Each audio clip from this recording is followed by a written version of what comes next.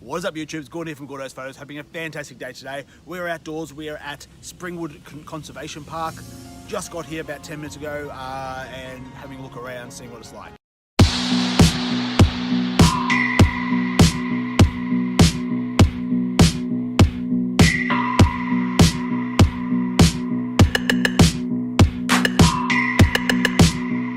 Over the last year or so, I've been using my DSLR for all my video work, and while it's a great camera to use for my video work, it does end up being very shaky, there's no stabilization built within the actual camera itself, so it does make the footage hard to work with sometimes. You can always use warp stabilizer within Premiere Pro, but still it doesn't quite doesn't quite make it quite right. So I've been looking at options to stabilise my footage for a long time. Now, while I'd love to get myself a Ronin S, fortunately the budget doesn't allow me to spend that sort of money right now. And I was trying to work out other options that are going to be more within my budget and more that's going to work within what I needed to do. I've been looking at the Steadicam, Glidecams, Flycams, whatever you want to call these things, for quite a while. Always thought I should grab one, always thought they'd be too difficult to use, never got around to it.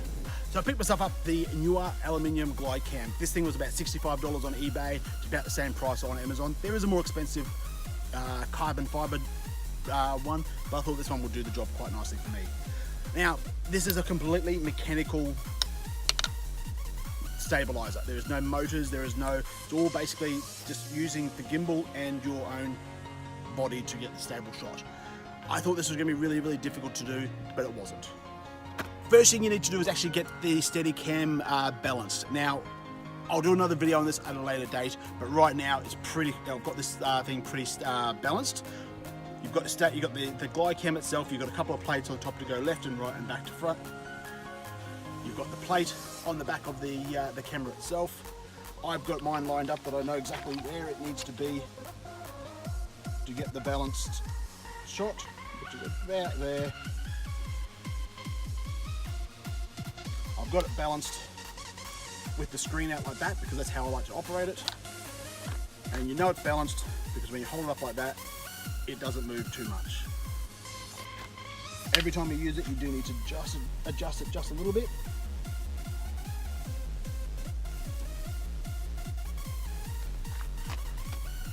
Doesn't matter if you've been using it for days on end or whether you haven't used it for a while, your adjustments will need to be adjusted every single time.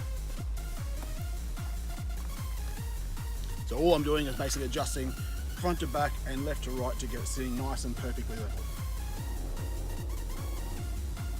I'm pretty happy with that.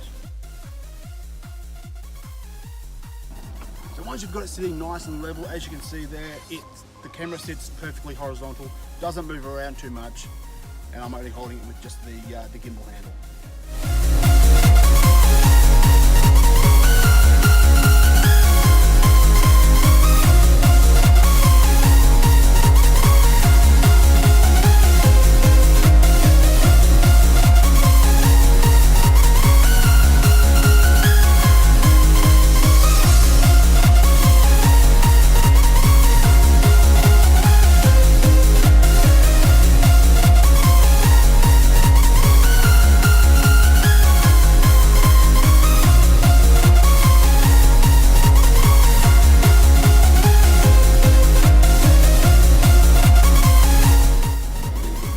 This is shot using the Glidecam, walking over rough terrain.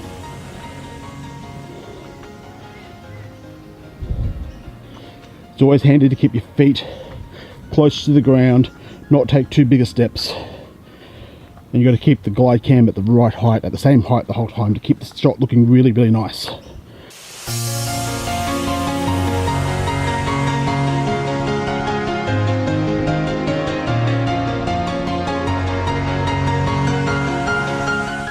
This is shot handheld, no Glidecam, just holding the camera. Once again, walking exactly the same fashion.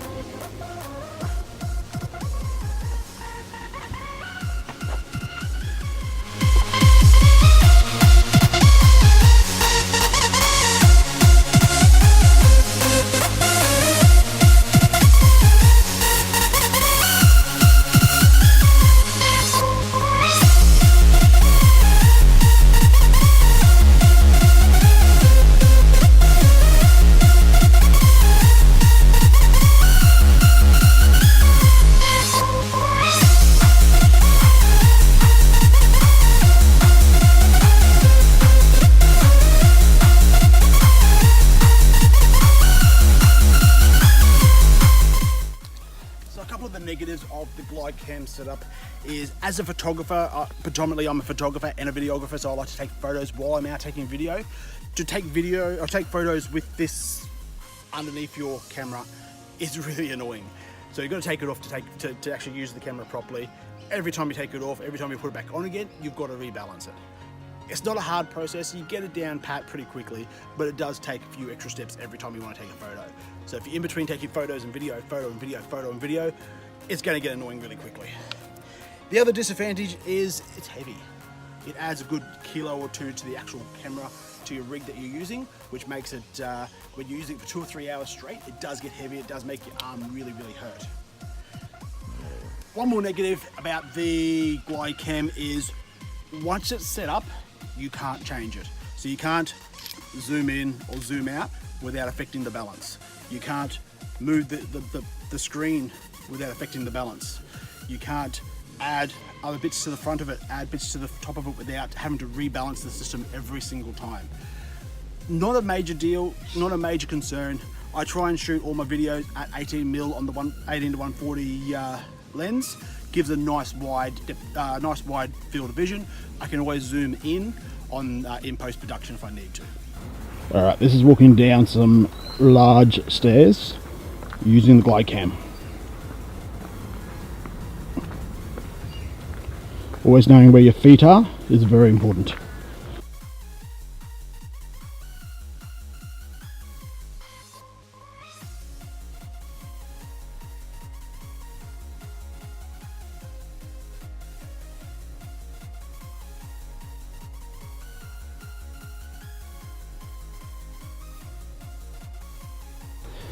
Alright, this is walking down exactly the same set of stairs.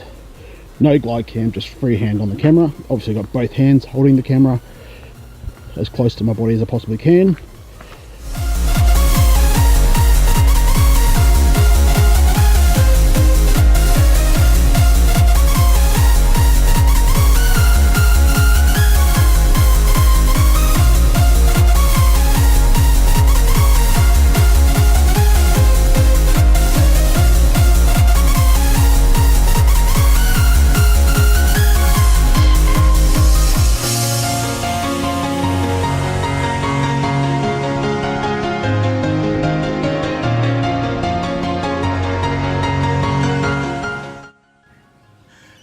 Some of the advantages of the Glidecam are it's relatively easy to use. Once you get used to it, practice makes perfect.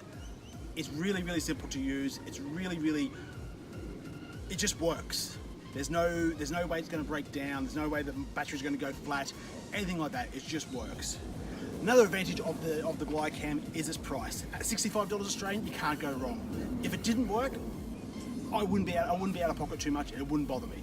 But I'm really happy that it does work, and for 65 bucks, it is definitely a bargain.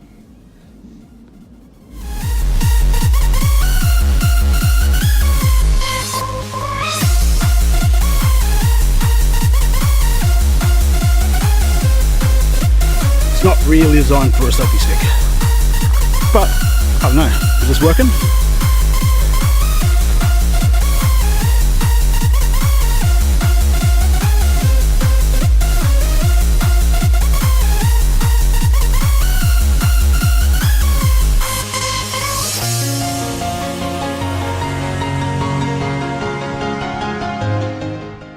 Alright guys, that's my first look at the newer aluminium Glidecam. This thing is really good in my opinion. It's definitely worth everyone's investment. If you haven't got the money to spend on a gimbal, a motorized gimbal, this is definitely the second best option in my opinion. So economical, so easy to use. A couple of tips to using it is just practice. Practice. Just like anything within the photography and videography art, the more you practice it, the better you'll get. If you've liked this review and would like to buy one, there's a couple of links below. Yes, they're affiliate links. Yes, I'll get paid a very small portion for you clicking on those links, but you don't pay any extra for doing so. It's a win-win for everyone. So if you do want to buy one, click on the link below. But that's it for today, guys. If you have enjoyed this video, give me a big thumbs up. Leave a comment below. Tell me your thoughts. Tell me what you want to see on this channel. But that's it for today, guys. Have a good one. Peace out.